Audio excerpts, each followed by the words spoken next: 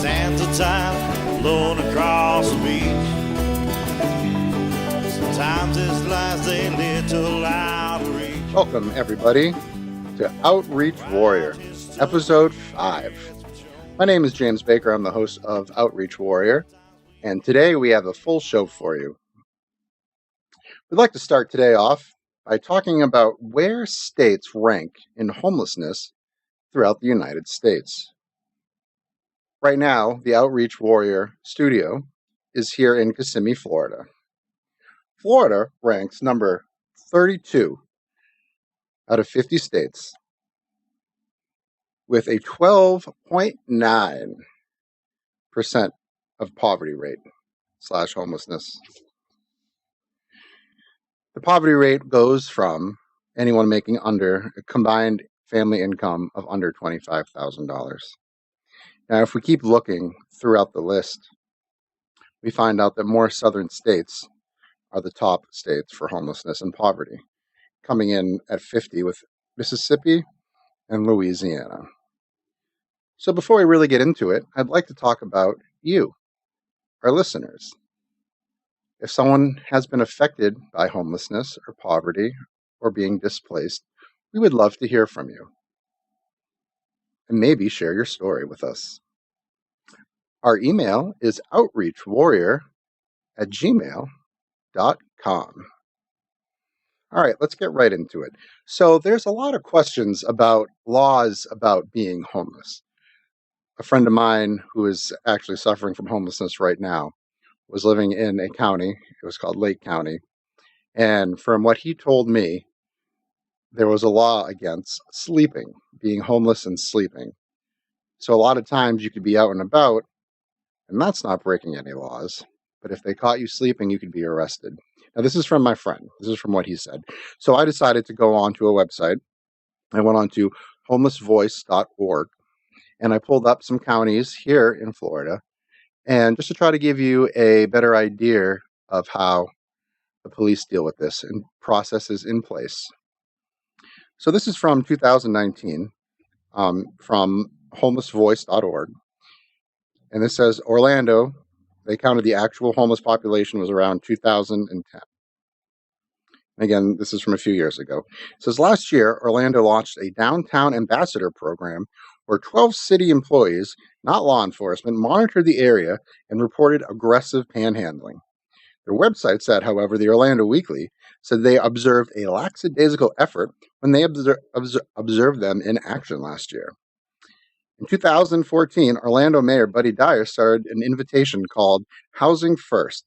It's aimed at providing permanent, stable housing for homeless people and veterans. According to the program's website, Housing First has moved to 385 chronically homeless people into permanent housing, and that is as of 2017. Some of the city's major homeless advocacy organizations back this program, including Pathlight Home, Homeless Service Network, and the Central Florida Commission of the Homeless. Now, in Fort Lauderdale, the homeless population is at 2,302. This is as of a few years ago. And Fort Lauderdale gained national attention when officers arrested 3 people for feeding the homeless, one who was 90 years old. They were down at a downtown camp. But in 2018, a federal court ruled that organizations feeding the homeless was subjected to the First Amendment protection. The city relocated most of their homeless in the same downtown area Fort Lauderdale camp into hotels as part of a new housing plan. The city has been working on a low-income apartment complex that was originally supposed to house 680 apartments, but now will have 500, according to the Sun Sentinel. While the complex is still under construction, according to the same reporting, all but 7 of those were provided housing. Now let's move down to Miami. And this, as of when this was written, 4,235 homeless people were counted. Miami officials have recently rolled back several protections for homeless people in the county. In February, the city abolished its Poitiers Agreement, a rule that has prevented police officers from arresting them or seizing their property since 1998. Miami argued that the agreement wasn't necessary anymore because of additional services and more police trainings. Most recently, the city broke up homeless camps comprised of sex offenders and especially difficult for them to find housing. Miami has been passing these restrictive laws since 2018. So down in Miami, there's a lot more restrictions for being homeless. So that's just a little insight for around the town, around Florida. And I'm sure as you go around the country, there are many different laws that go for homeless people and the displaced. Here in Osceola County, I do not know what laws are in place, but that is something we will research. So that's just a little bit of the insides of the rules and regulations of being homeless. So something else we want to talk about today is kind of feeding off last week about where do you go when you're facing homelessness. So I've been doing a lot of research online, and one of the things that I thought about was tent cities.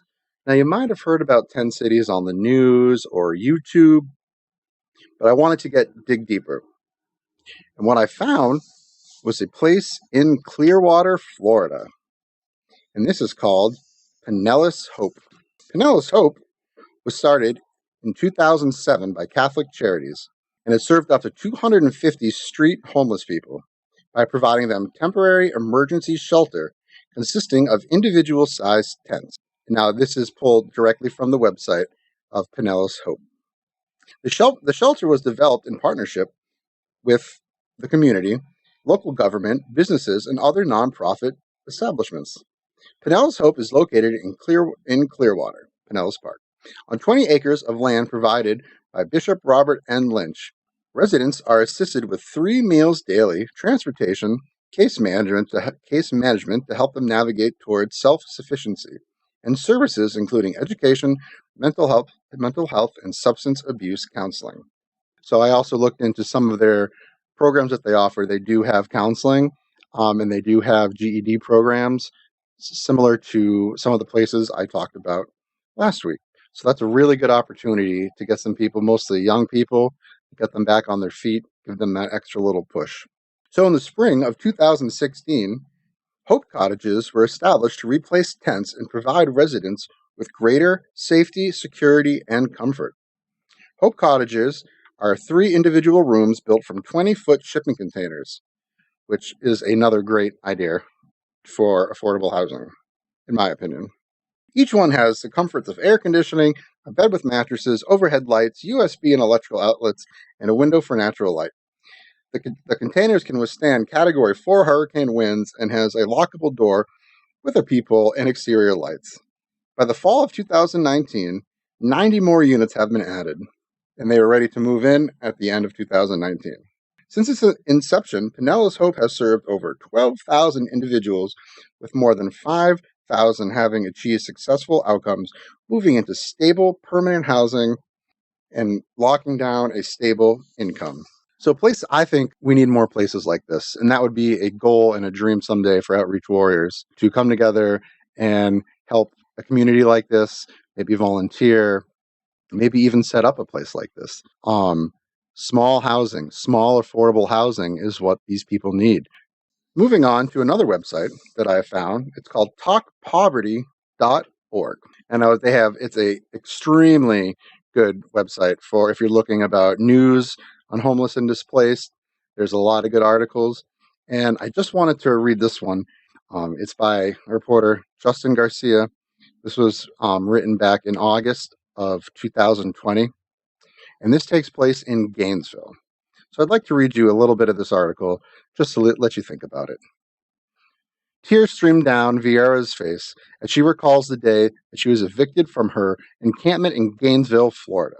So now this is just playing off of what I was talking earlier about the tent cities. Gainesville, Florida. Her tent had space for up to 20 people and included a meditation room. About 20 other people lived in tents nearby, and residents looked out for one another. In May of 2020, law enforcement arrived in the camp, with bulldozers. Officers from Gainesville Police Department and Florida Department of Corrections announced on a loudspeaker that residents had 6 hours to vacate before demolition of the camp, in defiance of the Center for Disease Control recommendations to leave encampments during COVID-19. Florida State Public Health website provides no guidance or protecting people experiencing homelessness from COVID-19. People left with just their change of clothes. While the 37-year-old set up camp in November of last year, she made strong connections with other people who lived there. People there also were at higher risk of contracting illnesses even before COVID-19. Since the eviction, she has been worried about all their safety. I lost my community. It was hard to know if my friends are all right. Vieta says, I can't pay to keep my phone on all the time, and neither can they. I'm so angry at what happened. I worry about my former neighbors who probably don't have a place to stay now. At our camp, many of them had houseplants and pets. It was nice. We weren't a typical community, but we were still a community. And I would like to end the article on that. There's still a lot more to go on. You can check it out at talkpoverty.org. The article is by Justin Garcia, but that's really a bold statement. We weren't a typical community, but we were still a community. And I've said this before, and I will touch upon it numerous times. The stigma on homeless people is huge. And a lot of people think that they are addicted to substance abuse or they don't want to get a job. But they have communities, they have families, and they need help. So hopefully soon, Outreach Warrior would like to get out there on the streets and start passing out some bag lunches, some waters, and trying to hear their stories. Take the podcast on the go. So again, as I said in the beginning, if you know someone that has been affected by homelessness or a success story, or someone experienced troubled times now, please reach out to us at outreachwarrior@gmail.com. And please give the podcast a rate if you enjoy it, and we would love to hear from you. We will be working hard to continue bringing you all the information we can here on Outreach Warrior. Thank you for listening this week. We will be back next week. Hopefully we have some interviews lined up, and we will see you then. Thank you, Warriors.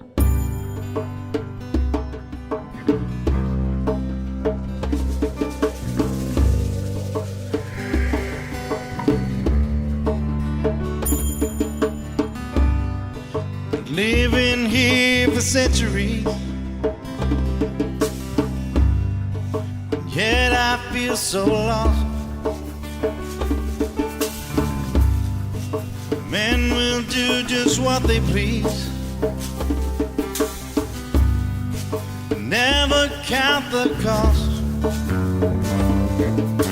And who's gonna help me find my way back home? And who's gonna help me find my way? And who's gonna help me find my way back home, so I can live another day?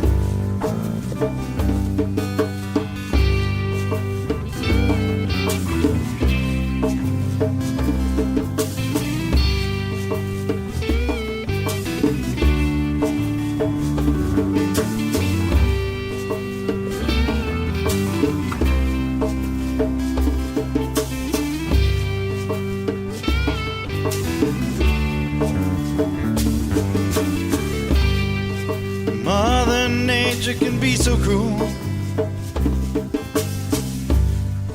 For centuries we survived. Now I find myself swimming hard, trying to stay alive. And who's gonna help me find my way back home? And who's gonna help me find my way? And who's gonna help me find my way back home, so I can live another day?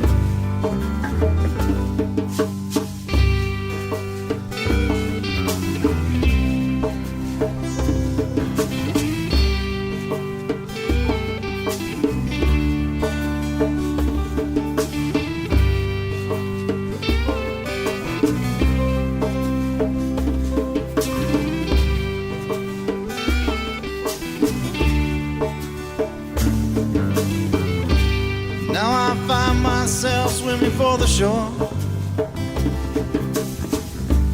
Not the natural thing to do,